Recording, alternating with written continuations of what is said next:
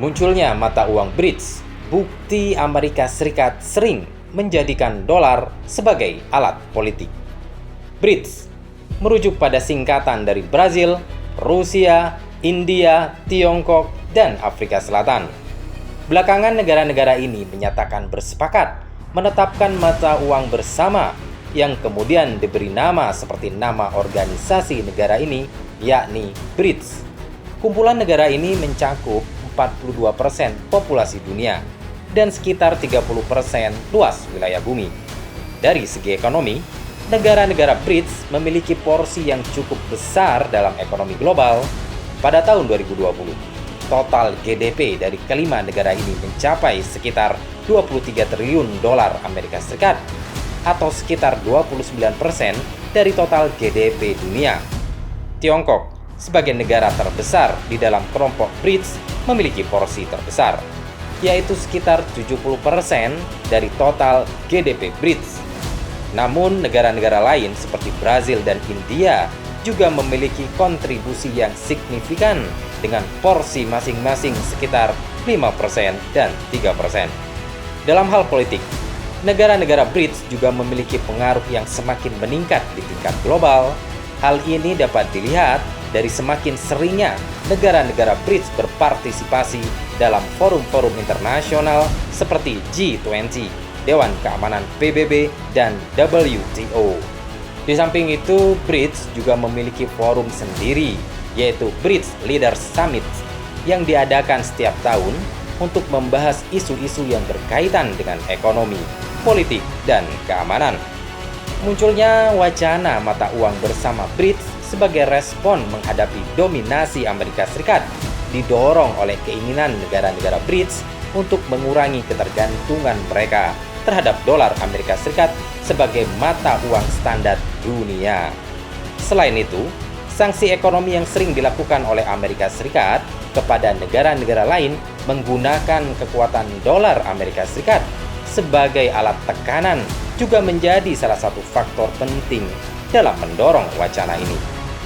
Negara-negara BRICS ingin memperkuat posisi ekonomi dan politik mereka di dunia internasional dengan mengurangi ketergantungan mereka terhadap dolar Amerika Serikat. Oleh karena itu, mereka berupaya untuk menciptakan mata uang bersama sebagai alternatif bagi dolar Amerika Serikat yang memungkinkan mereka untuk melakukan transaksi ekonomi tanpa harus bergantung pada Amerika Serikat sebagai negara penerbit mata uang tersebut. Awal mula dolar Amerika Serikat sebagai mata uang standar dunia. Dolar Amerika Serikat menjadi mata uang standar dunia setelah Perang Dunia II, ketika negara-negara dunia sepakat menggunakan dolar sebagai mata uang cadangan mereka.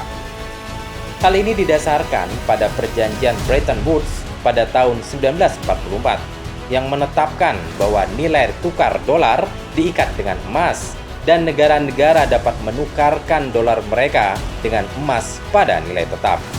Namun pada tahun 1971, Amerika Serikat memutuskan untuk membatalkan ikatan antara dolar dan emas, sehingga mengakhiri sistem Bretton Woods secara sepihak. Dampaknya adalah munculnya fluktuasi nilai tukar mata uang secara bebas dan membuat dolar Amerika Serikat menjadi mata uang yang lebih mengambang. Pembatalan perjanjian Bretton Woods berdampak pada negara-negara yang memiliki cadangan besar dalam bentuk dolar Amerika Serikat karena nilai tukar dolar mereka menjadi lebih tidak stabil. Hal ini juga memberikan kekuasaan lebih kepada Amerika Serikat sebagai penerbit mata uang global karena mereka tidak lagi terikat dengan nilai tukar emas yang tetap. Setelah pembatalan Bretton Woods, sistem moneter internasional beralih ke sistem nilai tukar yang mengambang, yang memungkinkan nilai tukar mata uang ditentukan oleh pasar bebas. Namun, dolar Amerika Serikat tetap menjadi mata uang dominan dalam perdagangan internasional dan cadangan devisa negara-negara lain.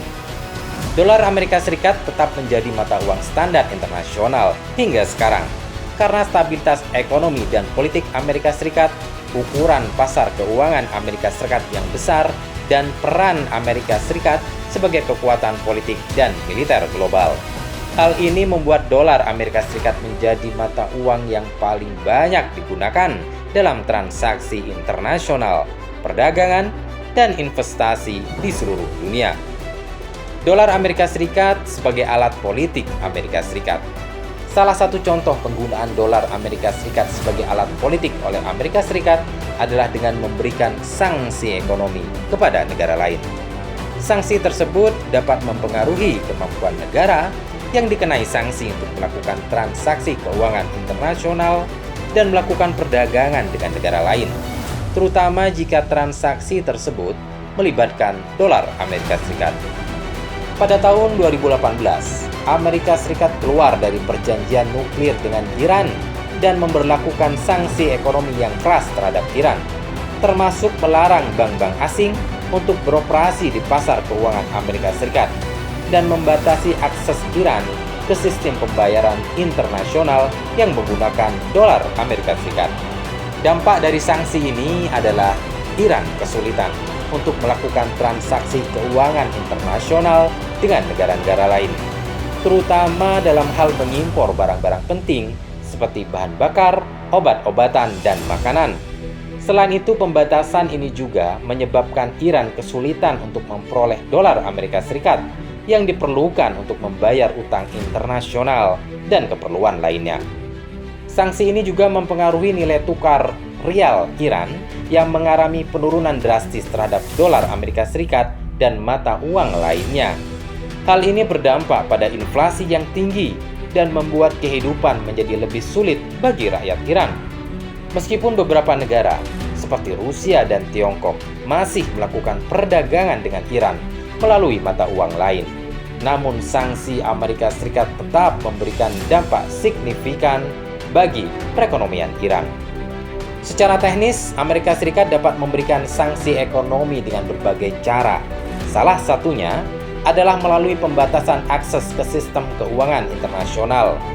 Salah satu cara yang umum digunakan adalah melalui pembatasan akses ke jaringan keuangan internasional seperti SWIFT, yaitu jaringan komunikasi global yang digunakan oleh bank dan lembaga keuangan untuk melakukan transaksi keuangan antar negara. Dengan mengecualikan negara yang dijatuhi sanksi dari sistem keuangan internasional, negara tersebut akan kesulitan melakukan transaksi keuangan dengan negara lain. Hal yang hampir serupa dilakukan Amerika Serikat terhadap Rusia pasca serangan Rusia ke Ukraina baru-baru ini. Demikianlah dominasi Amerika Serikat melalui dolarnya. Layak saja kemudian dominasi ini untuk dilawan. Hal ini sekaligus menjelaskan kepada kita bahwa sistem ekonomi kapitalisme liberal selalu menguntungkan Amerika Serikat dan merugikan negara-negara yang lain.